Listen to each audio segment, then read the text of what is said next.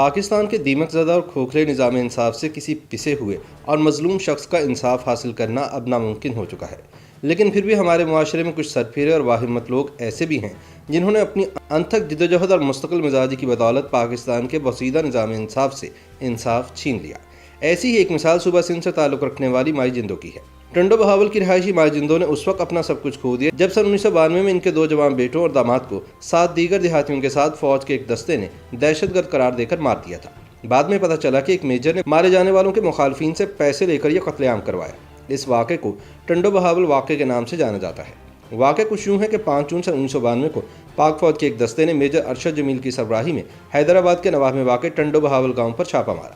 انہوں نے 9 دیہاتیوں کو گرفتار کیا اور بعد میں ان سب کو دریائے سندھ کے کنارے پر کھڑا کر کے گولیاں مار دی گئی۔ قتل ہونے والوں میں مائی جندوں کے 2 بیٹے بھی شامل تھے جن کا نام بہادر اور منٹھار تھے۔ مارے جانے والوں میں مائی جندوں کا داماد اکرم بھی شامل تھا۔ بعد میں یہ الزام لگایا گیا کہ یہ دیہاتی دہشت گرد تھے اور بھارتی خفیہ ایجنسی را کے لیے کام کرتے تھے۔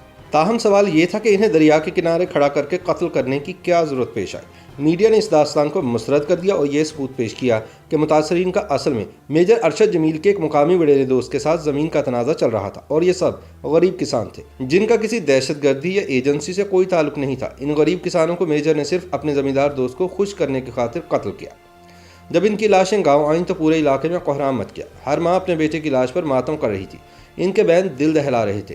ان ماؤں میں ایک 72 سال کی بوڑھی عورت مائی جندو بھی تھی جس کے سامنے اس کی 2 بہادر بیٹوں کے علاوہ داماد اکرم کی لاش پڑی تھی، مگر وہ خاموش تھی۔ عورتیں اسے بیان کرنے پر اکسا رہی تھیں۔ مائی جندو سکتے کے عالم میں بیٹوں اور داماد کے چہرے دیکھے جا رہی تھی۔ ہر شخص کا کہنا تھا کہ خاموشی سے میتیں دفنا دی جائیں کیونکہ قاتل بہت طاقتور تھے۔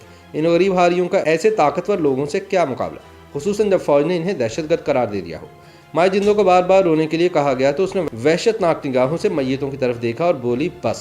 مائی جندو اب ایک ہی بار روئے گی جب وہ اپنے بیٹوں کے قاتل کو پھانسی کے پھندے پر لٹکتا دیکھے گی۔ سب جانتے تھے کہ ایسا ممکن نہیں تھا مگر سب خاموش ہو گئے۔ مائی جندو کی بیٹیاں کرلا رہی تھیں۔ مائی جندو ساکت بیٹھی قتل ہونے والوں کو تکے جا رہی تھی۔ جنازے اٹھے تو مائی جندو نے سر کی چادر کمر سے باندھی، سیدھی کھڑی ہوئی اور بیٹوں کو الوداع کیا۔ اتنے بڑے ظلم کے خلاف آواز اٹھانے کے لیے سب سے بڑا مسئلہ یہ درپیش تھا کہ مارے جانے والوں کا تعلق ٹنڈو بہاول کے ایک دور دراز گاؤں سے تھا۔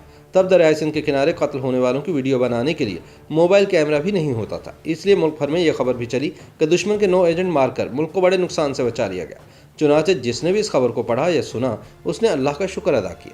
لیکن جب سارا ملک شکر ادا کر رہا تھا تب مائی جندو اپنی اولاد کے ساتھ ہونے والی ناانصافی کے خلاف احتجاج کرنے کا فیصلہ کر چکی تھی۔ مائی جندو گھر سے نکل کر سڑکوں پر آ گئی اور ایک بھرپور تحریک شروع کر دی جس نے پرنٹ میڈیا کی سماعتیں چیر کے رکھ دی۔ مائی جندو بوڑھی تھی، جسمانی لحاظ سے کمزور، مگر وہ 3 جوان مقتولوں کی ماں تھی۔ اس نے طاقت کے مراکز سے جنگ لڑنے کا فیصلہ کیا اور اپنی 2 بیٹیوں کو ساتھ لے کر قاتلوں کے خلاف اعلان جنگ کر دیا۔ اس زمانے میں سوشل میڈیا کی غیر موجودگی میں یہ جنگ آسان نہ تھی، مگر نقارے بچ چکے تھے، کشتیاں جل چکی تھی۔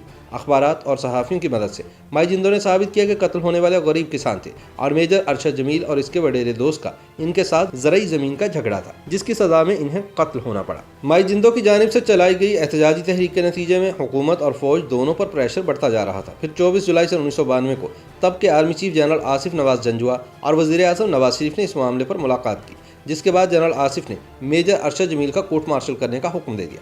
29 اکتوبر 1992 کو فیلڈ جنرل کورٹ مارشل نے میجر ارشد جمیل کو سزائے موت اور 13 فوجی اہلکاروں کو عمر قید کی سزا سنائی۔